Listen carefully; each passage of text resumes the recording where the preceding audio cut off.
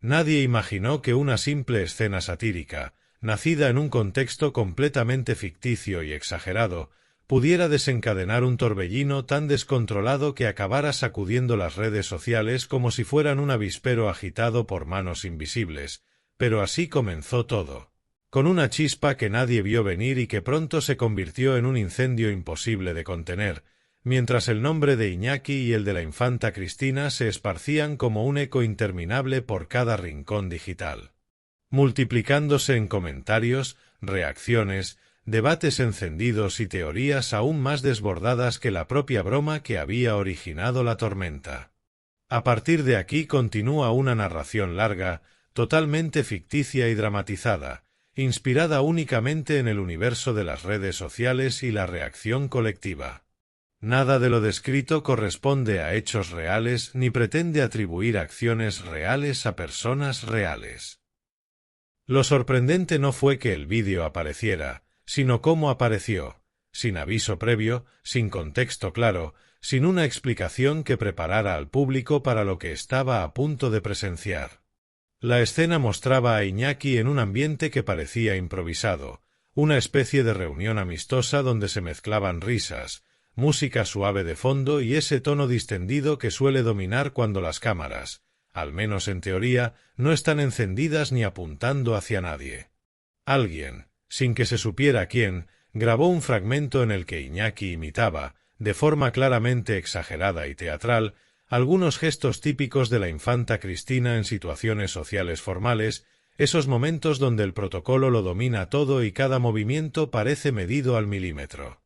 Era evidente que la imitación tenía un tono humorístico, quizá incluso autoparódico, como si él mismo jugara con la caricatura para quitarle hierro a los recuerdos de tiempos tensos o incómodos. Pero la grabación no se quedó allí.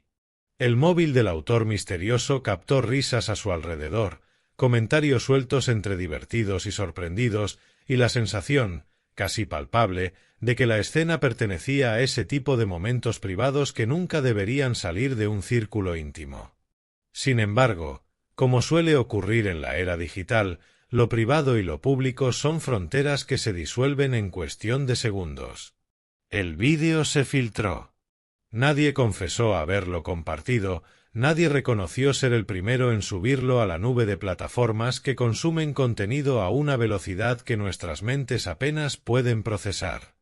En cuestión de minutos comenzó a circular por grupos pequeños. En cuestión de horas se había convertido en un fenómeno imposible de ignorar. El algoritmo lo tomó entre sus engranajes invisibles y lo lanzó hacia miles, luego millones, hasta que la conversación explotó en un ruido constante y vibrante que parecía formarse por sí solo. Las reacciones iniciales oscilaron entre la curiosidad morbosa y la incomodidad. Algunos lo tomaron como una simple broma sin importancia, otros como un gesto de mal gusto, otros como una especie de catarsis inesperada en la que se mezclaban emociones viejas, juicios públicos y recuerdos mediáticos de situaciones ya antiguas. Lo que nadie esperaba era la brutal intensidad con la que el vídeo sería analizado, descompuesto, amplificado, reinterpretado y, en muchos casos, manipulado para encajar en narrativas que nada tenían que ver con el origen inocente, exagerado y completamente ficticio en el que la escena había sido concebida. Pronto aparecieron cuentas que ralentizaron el vídeo para estudiar cada gesto, cada expresión, cada microdetalle. Comentaban los matices de la voz, la postura corporal, el momento exacto en el que las risas de fondo parecían aumentar o disminuir. Había quien aseguraba que la imitación era una crítica, otros que era una burla, otros que era un desahogo emocional. Algunos hablaban de respeto, otros de irreverencia, otros del papel de la sátira, otros de límites, otros de heridas abiertas, otros de interpretaciones puramente personales. Y así, como en cualquier fenómeno viral, el significado se escapó de las manos de quien lo originó o de quien lo filtró, para convertirse en algo completamente distinto.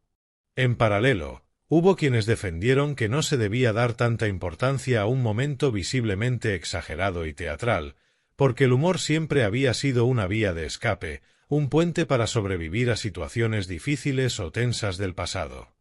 Estos usuarios lanzaban hilos larguísimos donde explicaban cómo, culturalmente, la imitación y la caricatura forman parte del lenguaje humano desde tiempos remotos.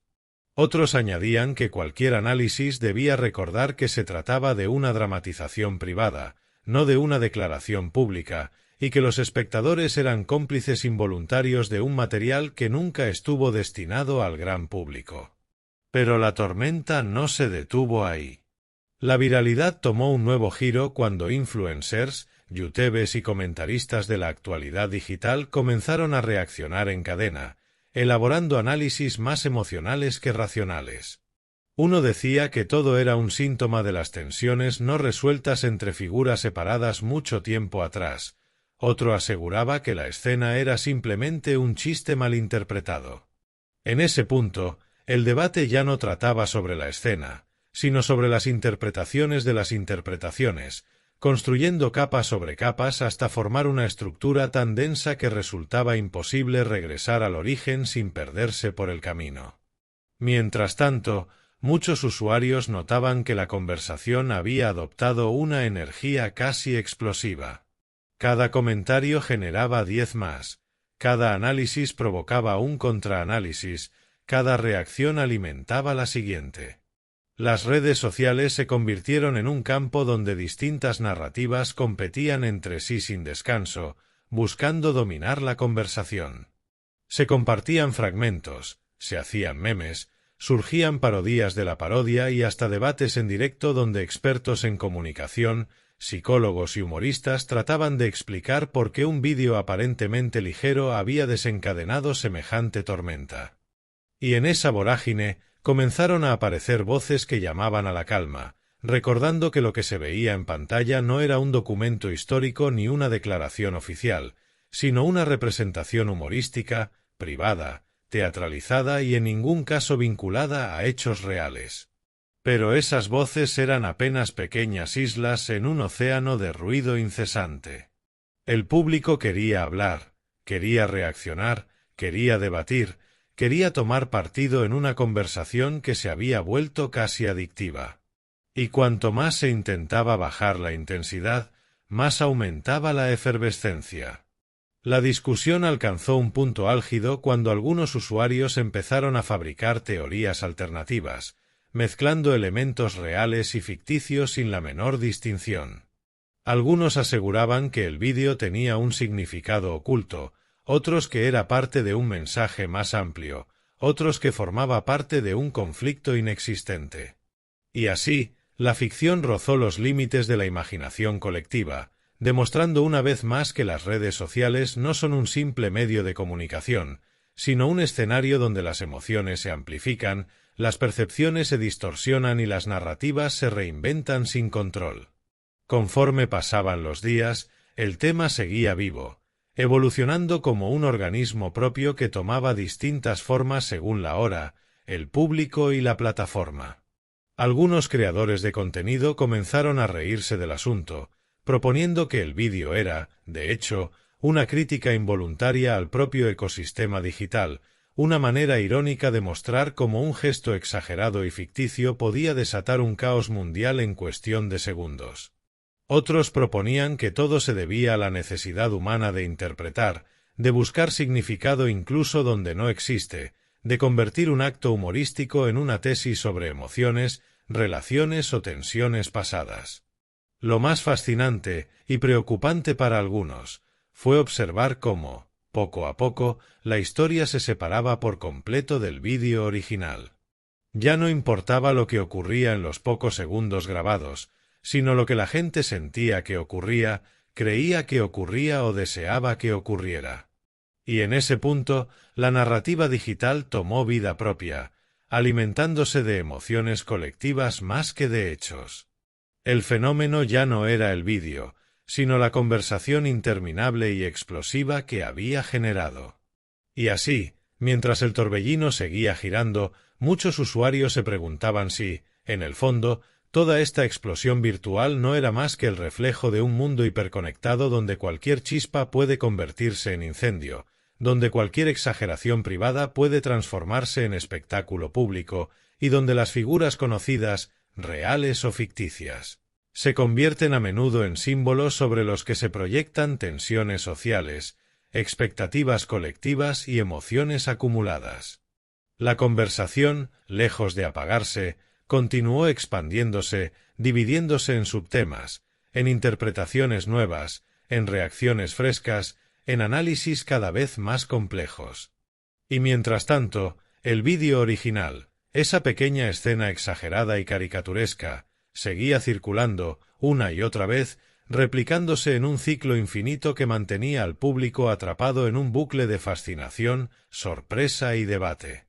Lo que comenzó como una imitación humorística acabó convirtiéndose en un ejemplo perfecto de cómo funciona la viralidad, de cómo la ficción puede desencadenar conversaciones reales y de cómo, en un mundo dominado por pantallas, cualquier gesto teatralizado puede transformarse en un fenómeno global.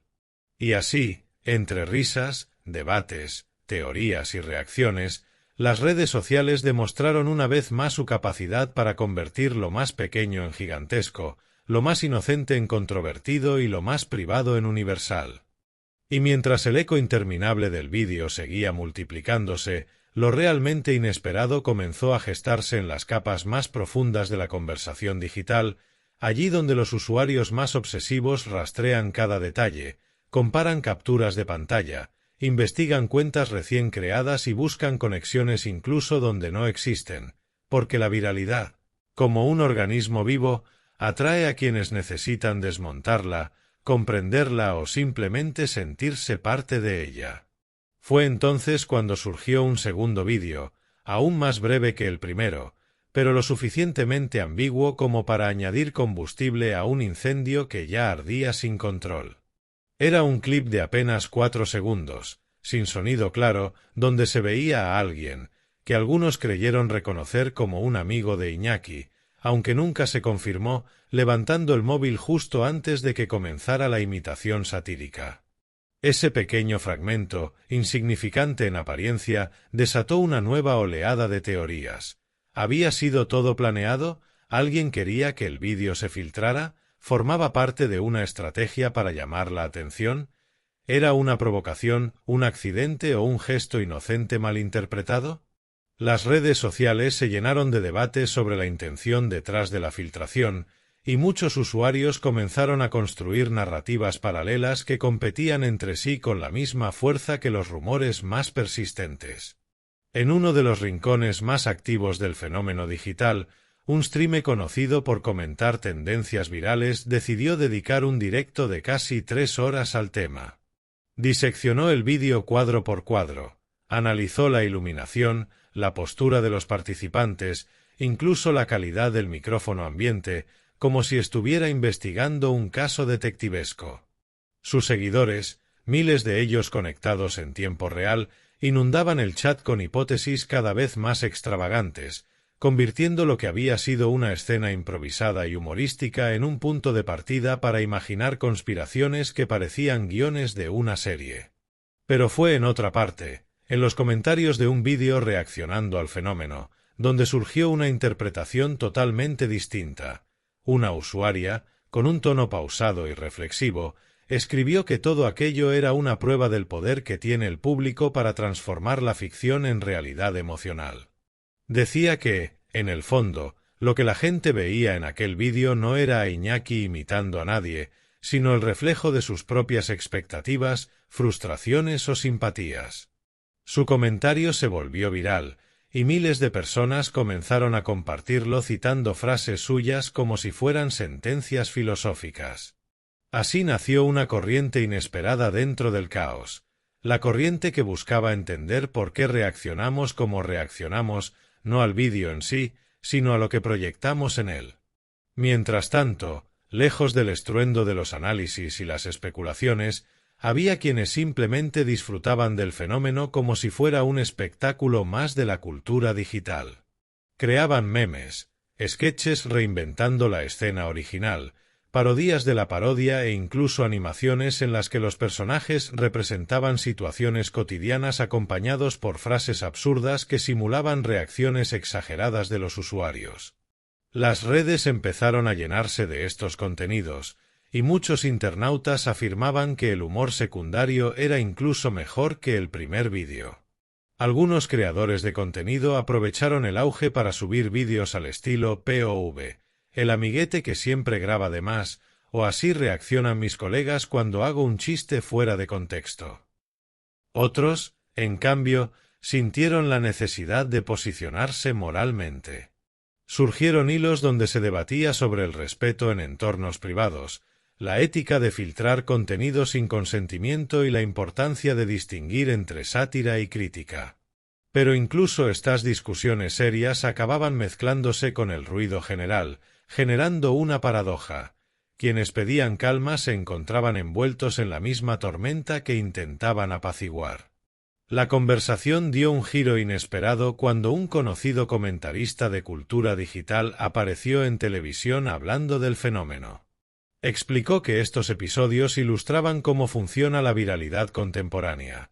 Algo aparentemente trivial se convierte en el epicentro de un debate público simplemente porque la gente necesita un tema común sobre el que opinar, confrontar ideas, expresar emociones o sentirse parte de una comunidad.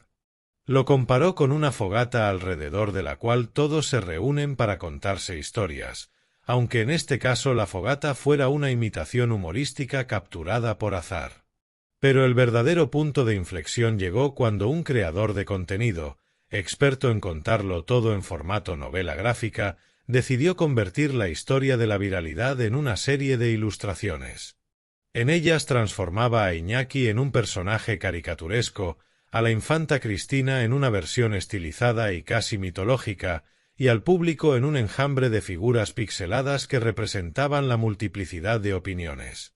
El resultado fue tan ingenioso que muchos usuarios comenzaron a compartirlo como si fuera la explicación definitiva del fenómeno, aunque la obra fuera igualmente ficticia.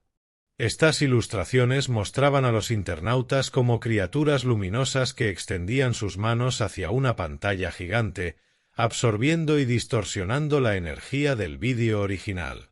La metáfora visual era tan poderosa que numerosas cuentas la adoptaron para describir el caos digital, y pronto se convirtió en un símbolo del episodio viral.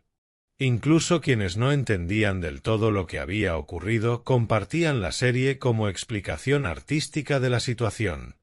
Mientras todo eso ocurría, algunos usuarios comenzaron a preguntarse si no estaban exagerando, si acaso la importancia dada al asunto era proporcional a su contenido. Pero la viralidad no se rige por la lógica. Cuanto más se intenta racionalizarla, más se aleja de cualquier intento de control. Así, la conversación siguió creciendo, avanzando en nuevas direcciones, como si fuera un río que buscara ramificarse en cientos de pequeños cauces al mismo tiempo. Uno de esos cauces surgió cuando un grupo de psicólogos especializados en redes sociales publicó un hilo explicando cómo las emociones colectivas influyen en la percepción de los contenidos. En el punto culminante del fenómeno, las cifras eran descomunales: millones de reproducciones, miles de reacciones, cientos de debates simultáneos, un océano interminable de contenido derivado. La viralidad se había convertido en un mundo propio, con sus reglas, su lenguaje y sus símbolos. Y aun cuando las redes parecían saturadas, la conversación seguía viva, mutando, avanzando, rehaciéndose. Porque la historia nunca fue realmente sobre la escena original, ni sobre los protagonistas ficticios que aparecían en ella. La verdadera historia era lo que vino después, el reflejo colectivo de una sociedad hiperconectada, capaz de convertir cualquier chispa en una hoguera, capaz de debatir hasta el infinito, capaz de reinventar una y otra vez la misma escena en versiones nuevas, creativas o exageradas.